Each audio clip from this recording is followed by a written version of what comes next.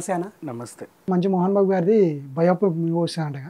దాంట్లో హీరోగా ఎవరు చేస్తారు? తెలుగు సినిమా ఇండస్ట్రీకి డిసిప్లిన్ అనే పదం ఏదైనా ఉందంటే అది out and out Mohan Babu గారే. డిక్షనరీ మీనింగ్ అది. ఇండస్ట్రీ డిక్షనరీలో డిసిప్లిన్కి అర్థం మోహన్ బాబు గారు. ఆయన కూడా మోహన్ బాబు గారు మీకు ఇంత డిసిప్లిన్ ఎలా వచ్చింది అన్నా కూడా నాకు పుట్టుకతో వచ్చిందని గర్వంగా ఎప్పుడు చెప్పాల. నేను ఎన్టీఆర్ గారి దగ్గర నేర్చుకున్నాను, నేను దాసరి నారాయణరావు గారి దగ్గర నేర్చుకున్నాను, అలా నేర్చుకుంటే నాకు వచ్చిందండి, నా మిత్రుడు రజనీకాంత్ దగ్గర నేర్చుకున్నాను అని చెప్తాడు. అది ఆయన స్థాయి. ఇప్పటికి గ్రాటిట్యూడ్ తెలియజేస్తూ ఉంటారు వాళ్ళకి. Of course. అండ్ అందరితో ఇండస్ట్రీ బాగుండాలని కోరుకునే అతి తక్కువ మనుషుల్లో ఈయనొకడు. ఇప్పుడు ఆ ఫ్యాన్స్ ఈ ఫ్యాన్స్ కొట్లాడుతుంటే తనకు బాధ ఇవన్నీ వార్తలు చూసి, ఒరే మీరు కొట్లాడినా వాళ్ళు కొట్లాడినా వాళ్ళ సినిమా చావాలని మీరు అనుకున్నా, మీ సినిమా చావాలని వాడు అనుకున్నా, నష్టం టాలీవుడ్కే కదా అని ఫీల్ అయ్యే మనిషి, అందరూ కలిసి ఉంటే బాగుండని ఫీల్ అయ్యే మనిషి. అండ్ నీతులు ఎప్పుడో చెప్పాడు. పెదరాయుడు అంటే మోహన్ బాబే. అండ్ అప్పట్లోనే 500 సినిమాలు పైగా నటించాడు. ఒక విలన్ హీరో అయ్యి అన్ని సినిమాలు చేసి పెద్దరికాన్ని మూట కట్టుకోవడం చాలా రేర్. ఆ ఫీటీని ఎప్పుడో అందుకున్నాడు. ఇప్పుడు 565+ మూవీస్ ఏవో చేశాడు. ఇంకా మోహన్ బాబే. యముడి క్యారెక్టర్లో సత్యనారాయణ గారి తర్వాత మళ్ళీ ఇంకెవరిని ఊహించుకోలేము, మోహన్ బాబు గారినే. అగ్రెసివ్ పాత్రలు ఏదున్నా సరే, పౌరాణికాలు ఏమున్నా సరే మోహన్ బాబు గారే. కొన్ని పాత్రలు ఆయన కోసమే రాస్తారు, కొన్ని పాత్రలు ఆయన మాత్రమే చేయగలడు, అంతకు మించి ఇంక వేరే ఆప్షన్ ఉండదు అనేలాంటి ఒక ల్యాండ్ మార్క్ ఫ్లాగ్షిప్ క్యారెక్టర్స్ ఉన్నటువంటి నటుడు. సో ఇతని బయోపిక్ అంటే నన్ను అడిగితే మహానటి సావిత్రి గారి బయోపిక్ తర్వాత మళ్ళీ అత్యంత ప్రతిష్టాత్మకమైన బయోపిక్ ఇంకేదైనా ఉందా? మన ఎన్టీఆర్ గారి బయోపిక్ తర్వాత అత్యంత ప్రతిష్టాత్మకమైన బయోపిక్ ఏదైనా ఉంది అంటే మోహన్ బాబు గారిదే. అండ్ ఖచ్చితంగా ఈ సినిమా హిట్ అవుతుంది. ఇకపోతే దీంట్లో నటించమని విష్ణుని అడిగితే ఆ స్థాయి నటుని నేను కాదండి, నేను మెప్పించలేను, న్యాయం చేయలేను, నన్ను వదిలేయండి అని ఒప్పుకున్నాడు. అయితే ఎవరినైతే బాగుంటుంది అంటే సూర్య గారిని పెడదాం అనుకున్నారు. సూర్య గారు నటన అంటే వీళ్ళకి చాలా ఇష్టం. ఆయన ఒప్పుకుంటే ఈ సినిమా త్వరలోనే పట్టాలెక్కబోయే ఛాన్స్ అయితే ఉంది. అండ్ ఇంకొక అద్భుతమైన విషయం ఏంటంటే కన్నప్ప సినిమా తీస్తున్నారు, 1000 కోట్లు పెట్టి తీస్తున్నారు, 100 కోట్లు పెట్టి తీస్తున్నారు, బూడిదలో పోసిన పన్నీర్ అని ఇంట్లోనే అంటున్నాడు. వీళ్ళ తర్వాత ఏమవుతుంది వీళ్ళ పరిస్థితి అనుకునే వాళ్ళకి ఆన్సర్ ముందే ఇచ్చారు. ఏమీ అవ్వదు పరిస్థితి.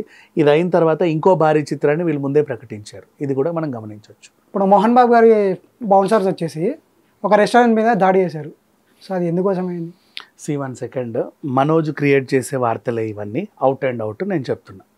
దీని గురించి మోహన్ బాబు గారు కానీ విష్ణు గారు కానీ ఎలాంటి క్లారిటీ కానీ క్లారిఫికేషన్ కానీ వివరణ విశ్లేషణ ఇవ్వాల్సిన అవసరము లేదు, పట్టించుకోవాల్సిన అవసరం అంతకంటే కూడా లేదు. అండ్ నౌ ఏం జరిగిందో చూద్దాం. గతంలో ఏం చేసావు నువ్వు? తాగొచ్చి తలుపులు తన్నావు.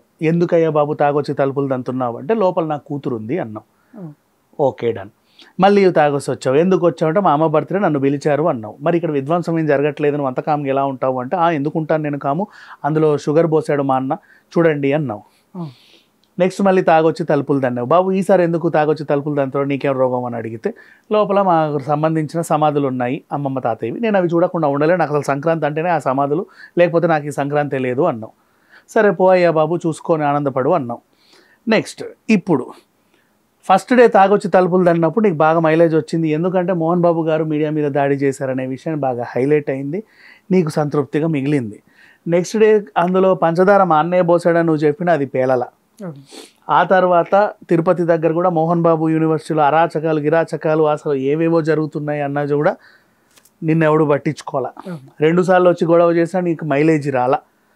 ఇక పోయావు, ఏం చేయాలి, ఎంత చేసినా మైలేజ్ రావట్లేదు, వీళ్ళని ఏం చేయాలని కన్నప్ప మీద పడ్డాడు.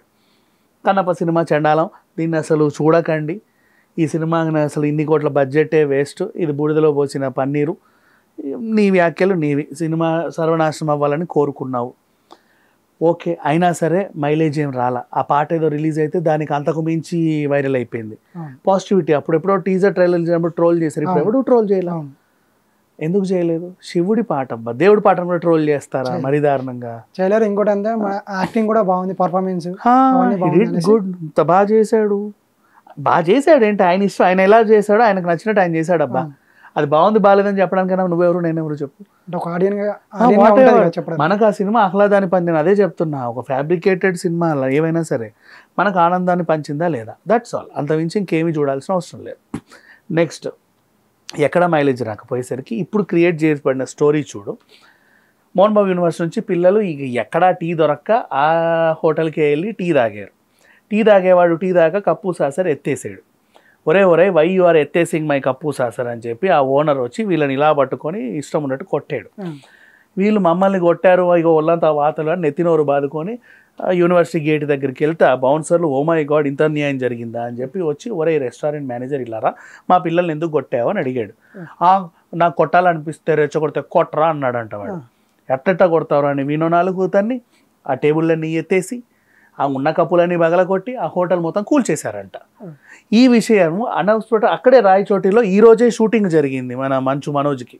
అట్టా వెళ్తూ ఉన్న మనోజ్కి ఇక్కడ ఏదో విధ్వంసం జరిగిందని తెలిసి గబగబా వచ్చేసాడు. వాట్ ఈస్ దిస్ అని అడిగితే this was happened because of your father అని వాళ్ళు చెప్పారంట. ఇది అన్యాయం అని అక్కడ కూర్చున్నాడు. చూడు ఎంత ఫ్యాబ్రికేటెడ్ స్టోరీ. నీకు పెద్దాని మీద బురద జల్లాలి అనుకుంటే ఏ రకంగానే జల్లుకో. ఇప్పుడు నువ్వు చేసే ప్రతిదీ అవన్నీ క్రియేటెడ్ అని తెలుస్తూనే ఉన్నాయి. ఇప్పుడు చేసింది కూడా ఏ ఛానల్లో అయినా మెయిన్ స్ట్రీమ్ వేస్తున్నారా? నో, ఎవరు ఎట్లా, because it's a fabricated story. అర్థమైపోయింది.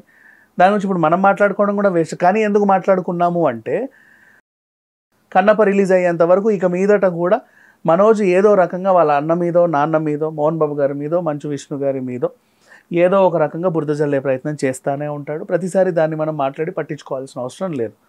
నెక్స్ట్ ఇంకో ఇన్సిడెంట్ జరిగినా కూడా మనం పట్టించుకోవాల్సిన అవసరం లేదు, because it will be created by him, అంతే.